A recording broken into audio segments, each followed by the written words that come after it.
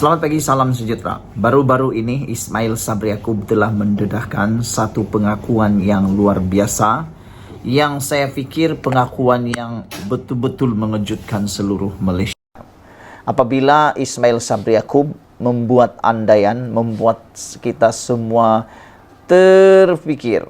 Beliau kata dia dilanyak oleh UMNO, dan juga KJ juga tampil seakan-akan mengiyakan apa yang didakwa oleh Ismail Sabri Yaakob sebagai dia dilanyak oleh UMNO ketika menjadi Perdana Menteri. Ismail Sabri Yaakob kata ketika beliau menjadi Perdana Menteri, ramai pula pemimpin-pemimpin UMNO, termasuk Zahid Hamidi, termasuk pemimpin-pemimpin MKT UMNO dan orang-orang besar UMNO, pemimpin UMNO, melanyak beliau sebagai Perdana Menteri ketika itu. Ada saja isu dia diserang.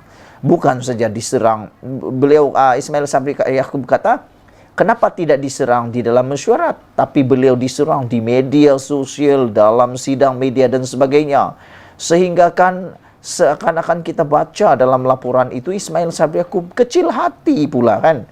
Dan kita tunggu-tunggulah apa jawaban daripada Zahid Hamidi tentang beliau dilanyak, Ismail Sabri Yaakob dilanyak ketika menjadi Perdana Menteri. Dan dalam isu itu juga kita tahu ketika Ismail Sabri Yaakob menjadi Perdana Menteri, memang ada juga kebenaran Ismail Sabri Yaakob kata dia dilanyak. Kalau kamu ingat ketika Zahid Hamidi UMNO menuntut supaya PRU dipercepatkan dan parlimen dibubar dengan segera, Zahid Hamidi seakan-akan tidak sabar. Dan Ismail Sabri Yaakob pula lama juga dia bertahan sebenarnya. Lama juga Ismail Sabri Yaakob bertahan untuk tidak membubarkan parlimen. Beliau melihat pada waktu itu sebagai tidak sesuai kerana mungkin berlaku tengkuju dan sebagainya, ketepatan atau timing yang tidak tepat. Tapi akhirnya beliau tunduk juga kepada kehendak UMNO untuk bubar parlimen, dan natijahnya mereka rugi kerana kalah teruk pula dalam PRU 15. Kalaulah Ismail Sabri Yaakob tidak mendengar nasihat Zahid Hamidi ataupun kehendak UMNO untuk bubar parlimen pada waktu itu, sehingga sekarang Ismail Sabri Yaakob masih lagi Perdana Menteri, kerana parlimen sebenarnya masih boleh diteruskan ataupun paling lewat parlimen boleh bubar pada bulan Julai tahun ini. Bulan Julai, bayangkan kalaulah Ismail Sabri Yaakob tidak bubar dan tidak terpengaruh dan tidak terdesak dan tidak tidak terikut nasihat untuk bubar parlimen pada bulan 11 yang lepas, tentulah sekarang ini Ismail Sabri Yaakob masih Perdana Menteri. Dan persoalan netizen ialah, adakah keputusan PRU 15 yang lepas adalah keputusan berbeza pada kali ini kalau Ismail Sabri Yaakob masih jadi Perdana Menteri? Saya pikir pada waktu itu mungkin keputusannya akan berbeza. Mungkin akan berbeza kerana sudah cukup mungkin persediaan penuh perang oleh UMNO. Tetapi itulah, ramai penganalisis politik kata mungkin pada waktu itu, yaitu bulan Oktober, November yang lepas, UMNO yakin sangat boleh menang kerana mereka telah menang besar dalam pilihan raya di DUN, Dewan Undangan Negeri Melaka dan Johor. Kita lihat waktu itu betapa besarnya kemenangan UMNO, Barisan Nasional, sehingga mereka menang 2/3 kerusi di Melaka dan 2/3 di Johor. Tapi yang menghairankan, apa indikator yang tiba-tiba mengubah daripada menang besar 2/3 di Melaka, 2/3 di Johor, tiba-tiba pula UMNO kalah teruk? Adakah benar dakwaan Zahid Hamidi bahawa ini semua kerana ada yang sabotaj? Mungkinkah itu sebabnya UMNO kalah dari PRU baru-baru ini? Akhirnya hari ini Zahid tampil menjawab Ismail Sabri Yaakob, isu di mana UMNO dilanyak dalam kerajaan.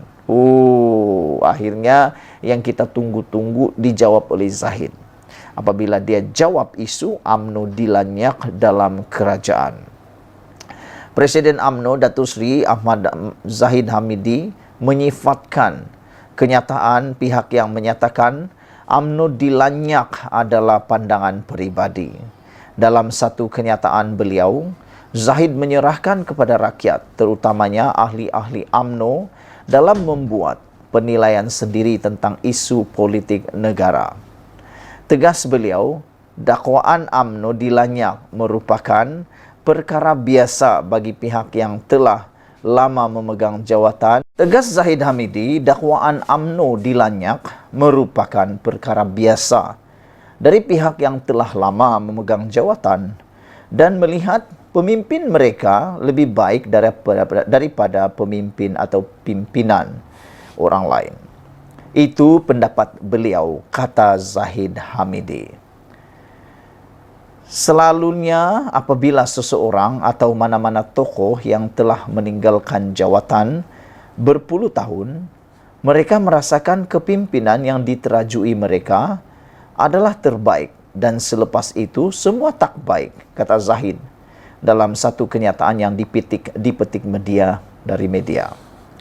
Beliau yang juga selaku timbalan Perdana Menteri berkata demikian dalam satu sidang media selepas Majlis Perhimpunan Bulanan Kementerian Kemajuan Desa dan Wilayah semalam. Terdahulu, terdapat pihak yang mendakwa pemimpin-pemimpin UMNO dilanyak seperti pembangkang dan menjadikan rakyat lebih memberi sokongan kepada pemimpin-pemimpin dari parti lain. Saudara-saudara yang saya hormati sekalian, apa yang membuatkan kita terkejut ialah jawapan daripada Zahid Hamidi ini. Beliau kata, kenyataan yang mana UMNO dilanyak dalam kerajaan sebagai kenyataan pihak yang menyatakan itu adalah pandangan peribadi semata-mata.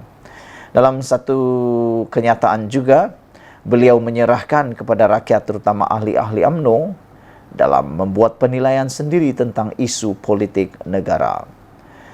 Saudara-saudara sekalian, hari ini kita juga diberitahu bahawa selepas KJ dipecat daripada UMNO, satu keputusan mengejut daripada UMNO diumumkan, iaitu Hasmuni kini menawarkan diri untuk bertanding Ketua Pemuda UMNO. Setiausaha Pergerakan Pemuda UMNO Malaysia, Datuk Hasmuni Hassan, menawarkan diri bertanding jawatan Ketua Pemuda UMNO Malaysia bagi penggal 2023-2026. Ketua Pemuda UMNO Kubang Pasu itu turut memperkenalkan pasukannya yang menawarkan diri bertanding atau dilantik kepada pemilihan parti nanti. Antaranya Hairi Madsyah bagi jawatan Naib Ketua Pemuda UMNO, Dr. Akmal Saleh dari jawatan Setiausaha bagi jawatan Setiausaha Pemuda UMNO, Muhammad Naim Mokhtar bagi Bendahari Pemuda UMNO, dan Muhammad Solihin Muhammad Taji bagi Ketua Pergerakan Penerangan Pemuda UMNO. Saya ingin menawarkan diri bagi bertanding jawatan Ketua Pergerakan Pemuda UMNO Malaysia bagi penggal akan datang, kata beliau. Saya menampilkan calon-calon berumur 40 tahun ke bawah, termasuk Exco yang akan menawarkan diri nanti, katanya dalam satu sidang media. Hasmuni menjadi individu kedua yang mengumumkan bertanding jawatan Ketua Pemuda UMNO selepas ahli Majlis Kedati Tinggi MKT UMNO, Datuk Arman Azhar Abu Hanifah, yang membuat pengumuman sama pada bulan lalu. Menurut Hasmuni, beliau mahu memastikan parti itu menang pada PRU 16 dan menarik kembali sokongan anak muda kepada UMNO. Justru, beliau dengan rendah diri ingin memohon sokongan dari semua perwakilan pemuda di seluruh negara. Sekian dulu untuk kali ini. Isu yang paling kita tunggu-tunggu, kita cari-cari adalah jawapan Zahid Hamidi kepada isu UMNO dilanyak dalam kerajaan. Sekian dulu Malaysia kita punya, kita jaga sama-sama cintai Malaysiaku. Bye-bye.